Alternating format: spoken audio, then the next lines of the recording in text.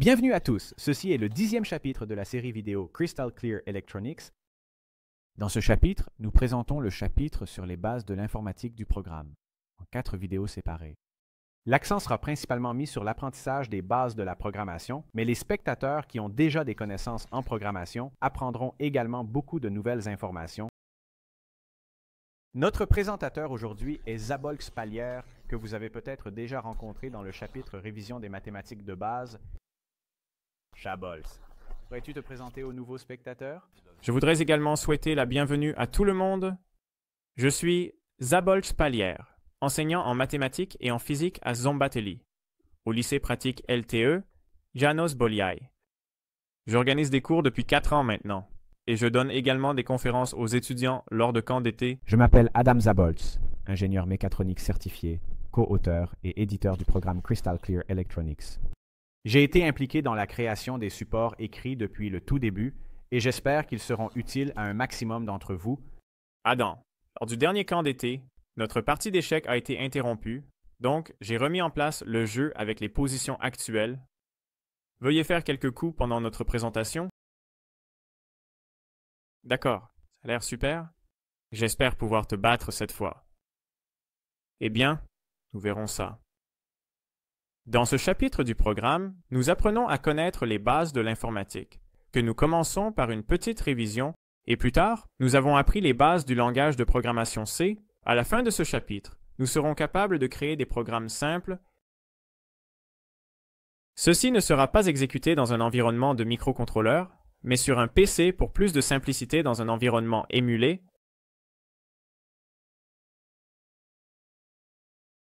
Tout d'abord, nous allons répéter un peu de ce que nous avons appris sur les systèmes numériques. Dans la vie quotidienne, le système numérique décimal est répandu. Nous l'apprenons depuis l'école primaire. La raison derrière cela est simple.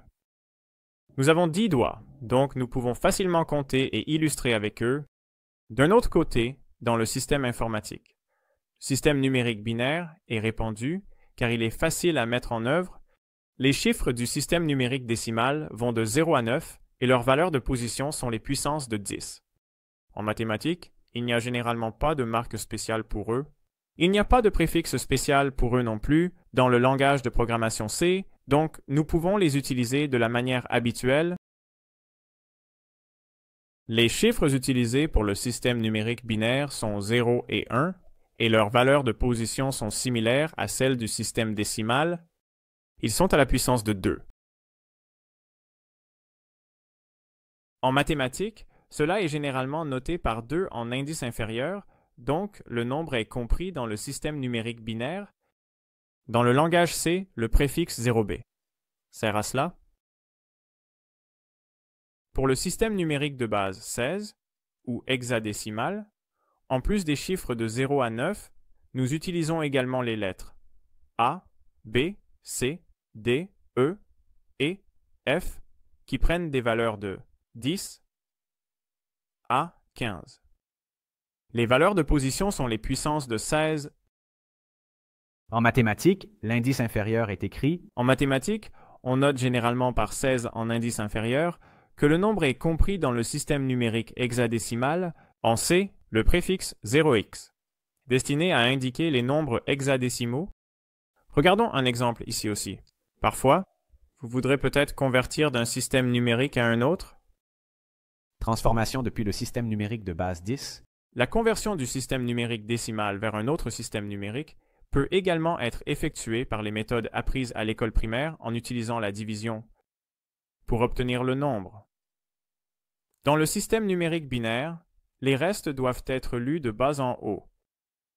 Donc, 37 peut être écrit comme 1101 dans le système numérique binaire. Dans le cas des systèmes numériques d'autres bases, il faut faire la même chose. La conversion vers le système numérique décimal peut également être faite facilement. Pour ce faire, nous devons multiplier les chiffres par la puissance appropriée, puis les additionner à la fin. Par exemple, le nombre binaire 1101 dans le système numérique décimal est fois 2 à la puissance de 5 plus 1 fois 2 au carré plus 1 fois 2 à la puissance de 0, ce qui équivaut à 37. ou le nombre hexadécimal 1b.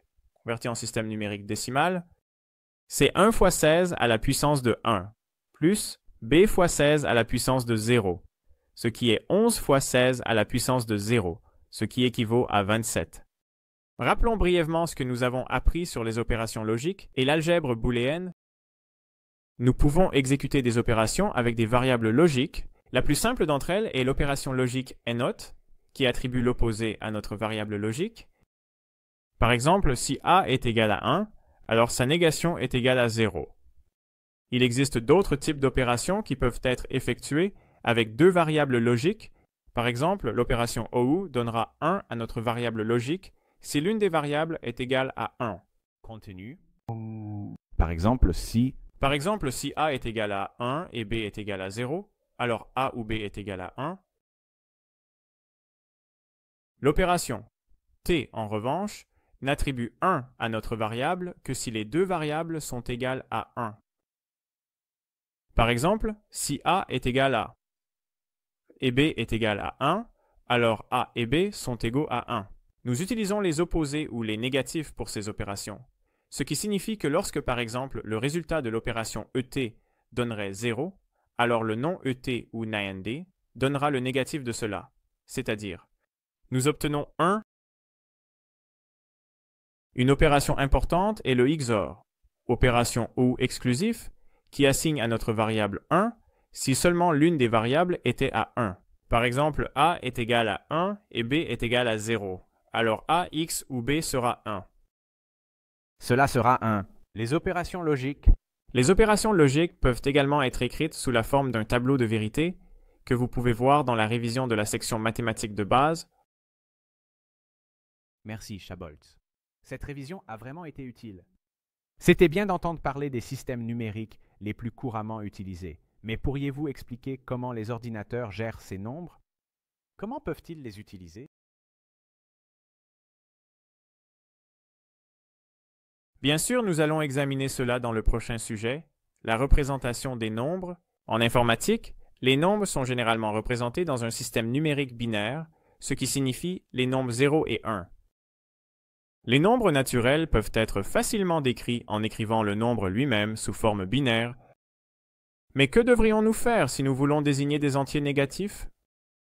Comment pouvons-nous représenter -3, par exemple, si nous n'avons que des 1 et des 0, mais pas de signe négatif?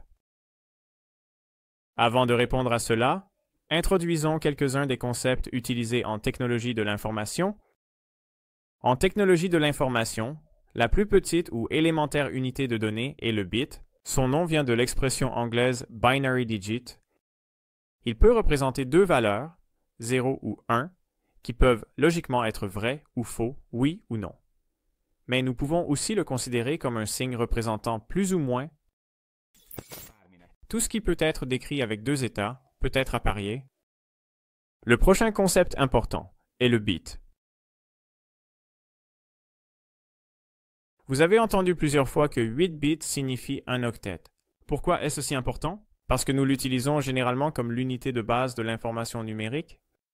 Par exemple, en général, la mémoire peut être adressée avec une précision d'octet. Il est courant, lors de la transmission de données, de déterminer combien d'octets peuvent être envoyés ou reçus en une seconde.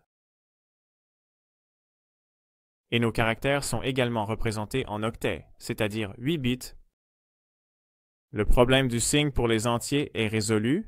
Si nous utilisons ce qu'on appelle un bit de signe, cela signifie que si le premier bit de notre nombre binaire est 0, alors notre nombre est positif. Si c'est 1, alors il est négatif. Négatif moins? Regardons un exemple.